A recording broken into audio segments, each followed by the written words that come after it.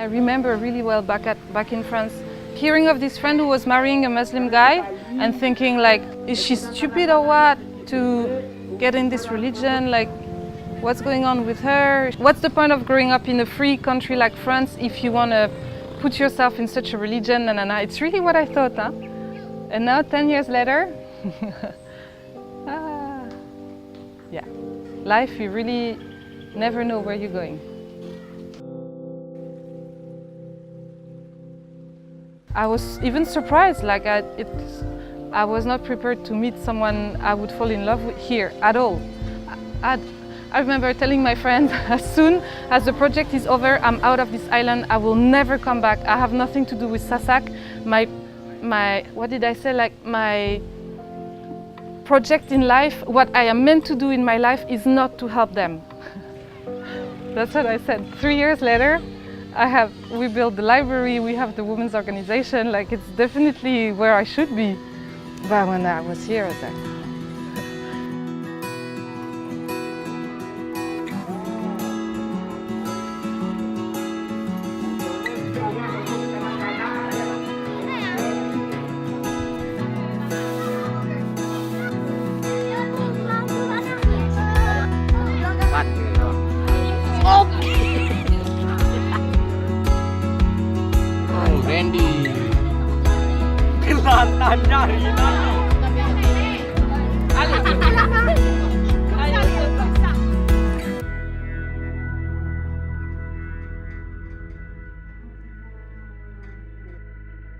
once I got married, it was pretty clear that I would stay.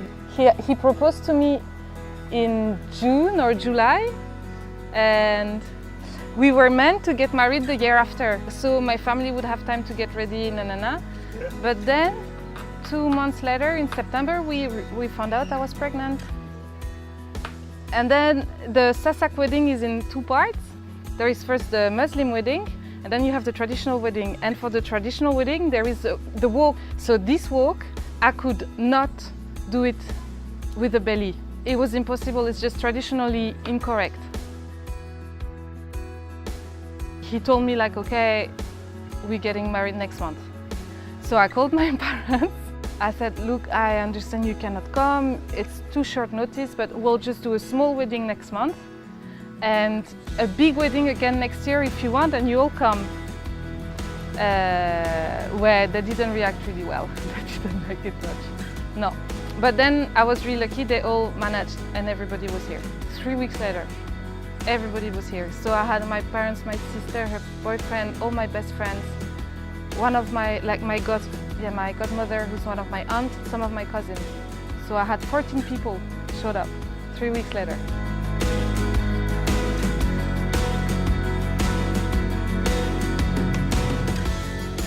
Honestly, I didn't know what I was doing. At my wedding, I had to speak in Arabic language. I had no idea what I was saying.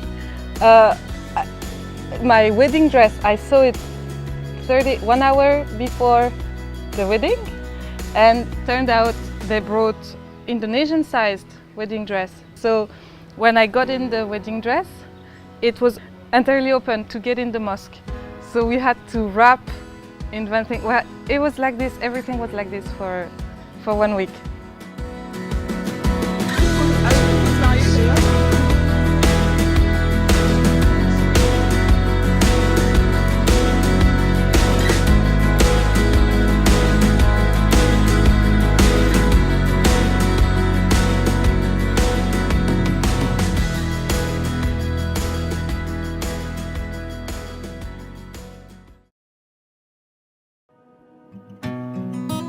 It feels great now to be a part of, to be accepted in this new culture and live by the rules of new culture. It feels great because I learn every day.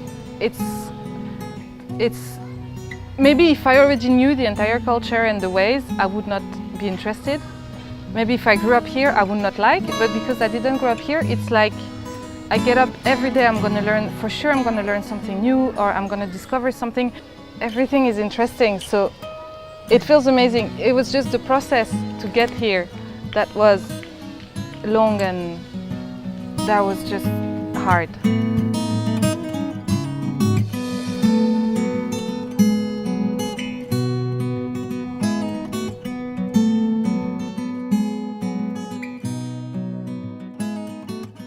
when Sunny opened her door to me and like she accepted to befriend me, that's really when I did my first step into the village life. Because before that, I was not invited to the ceremonies. It's not that I was not invited, I never knew when there was a ceremony. I didn't know anyway what to bring, what to do. I was too shy to go on my own, or when I was brave, not brave, but when I would go, then I arrived there and all the women were laughing because it looks so funny to see a white girl dressing like them and carrying rice on her head. So they were all laughing, but not to make fun of me, but more like it's changing their day. Every day is the same. So first year I didn't do it the right way, and they didn't know how to talk to me, and it was just a lot of learning. And then having a child also helps a lot in a village, because once a woman is of age to have children, you're really going to become socially, you become someone when you have a child. That's what I found. No one said it to me, but that's what I understand from what I look at.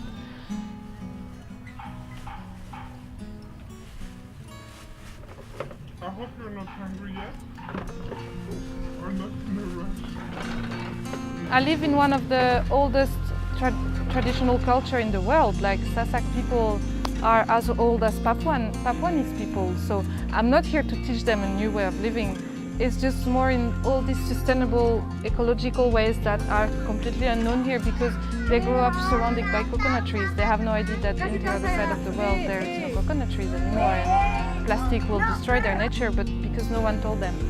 So coming from the developed world, this is the thing where I hope I can help them not make the mistakes that maybe we did. Kalau besok ada aturan yang kelima, masih bisa taruh satu ya.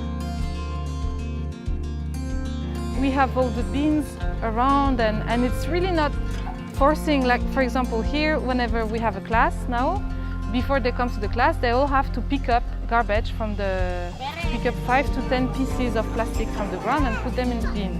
It's nothing, 5, but then they get the habit, and the parents look at them and they remind them, and that's just it. We'll just try. Kita bilang apa kemarin, mau ngapain hari ini? Yes, tapi sebelum kita belajar, kita mau samakan. So I don't know what they learn at school. They go to school, but I think it's still under a bit of a religious point of view.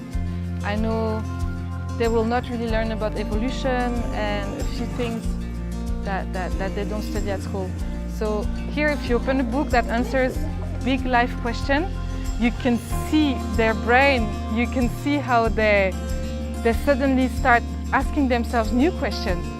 So encyclopedias, that's mostly what we bought at the moment for the library, and yeah, it's working really well. Like, what is the sun?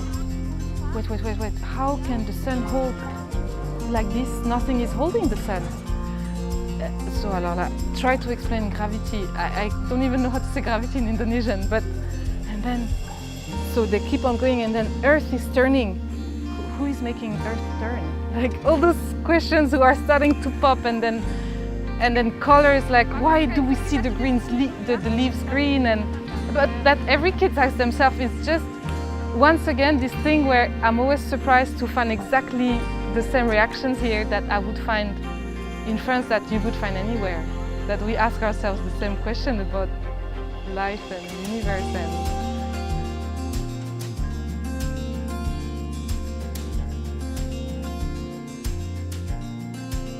so many of my friends in town, since I moved, they say, but what do you do every day? But you never come to town anymore. Like, what do you do at night?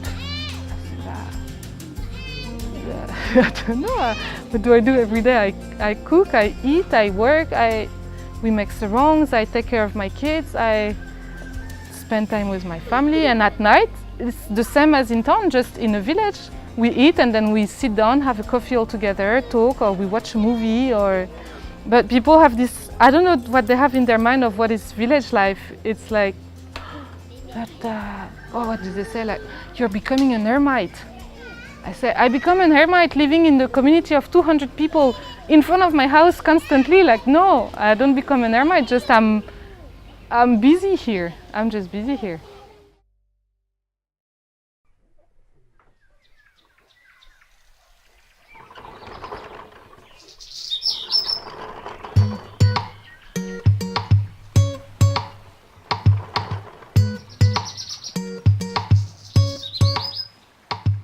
Nina Nina is a women's organization that we started about 4 months ago, where I make sarongs with a few women of the village who agreed on following me. Sunny's mother was the first one to make a sarong for me, where I choose the colors and I kind of told her what pattern I had in my head. And then it looked really cool. And other women got a bit like, but exactly the same as the book. Oh wait, we can use new colors. Oh wait, but then we could do that. But then now we have this whole range of all those things we can weave. And so we're creating new models. And so the idea is we make those sarongs with the women at the back of the village and we sell them to provide for the library. Eventually, we would like to develop something more for mother and babies. I think they have so much knowledge about the body and pregnancy and motherhood that we've lost. They just know the body. Any girl can come touch your belly and say your baby has the head up or the head down. Is it a heavy baby or not? On myself, I had no idea. They know those things that we've lost.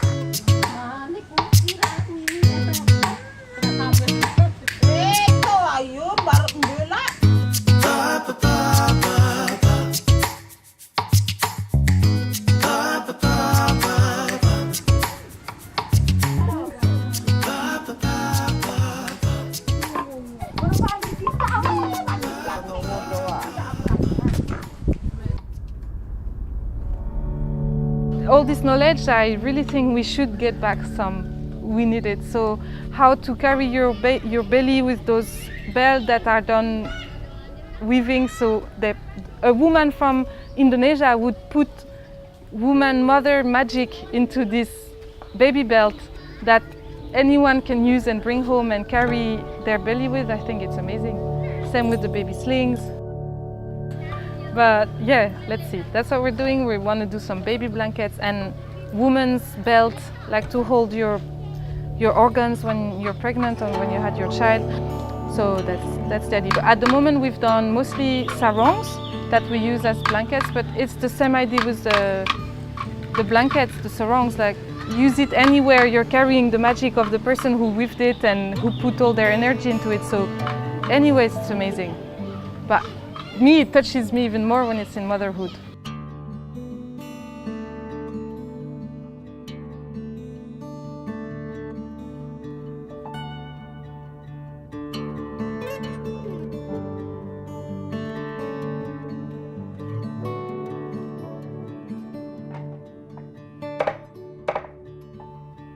If I had a dream, I've learned to understand what they look for. So if I had a dreams of colors or if I had anything to do with weaving, I go there in the morning, we talk about it. Like everything is serious. We don't overlook, we don't overlook any kind of pain in your body could mean something, or it's really like, maybe we listen to ourselves too much, I don't know, but I love it. I love how I share with those women and they tell me their opinion about it and how we can use all this knowledge we have to make something new, and all this by the end comes back to the library and the kids. That's mostly what we do, is to buy books and make those kids have a broader view of the world and what they can do with their 10 fingers and all the neurons in their head. I'll get them. Okay, anak-anak, ayo kita khusus. Ayo kita mulai. Ya. Yeah. So, semua sudah bawa plastik. Jangan pegang ya. Ada yang belum angkat plastik? Yeah. So mungkin yang masih belum angkat plastik, kita lihat di sini kalau ada 5 biji plastik kita angkat. I'm living proof that if you do it slowly and if you use the tools of the place, you can teach anything.